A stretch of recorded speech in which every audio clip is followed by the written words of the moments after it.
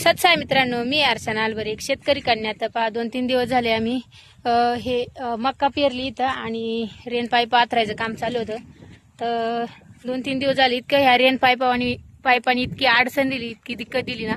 तर पहा वाऱ्याने सगळे आटेपेटे खेळून सगळे असे हे होतात. तर पहा आणि तरी बऱ्याचपैकी आज कमी झालेत का. आम्ही इकडे शेवटला असे मोठाले दगड उचलून ठेवलेले आहे. तर पहा फौजी साहेब सरळ करतात. आता मोठा दगड ठेवतात त्याच्यावरती, तेव्हा थोडंसं कुठंतरी ते आटेफेटक खेळायचं थोडं कमी करतात.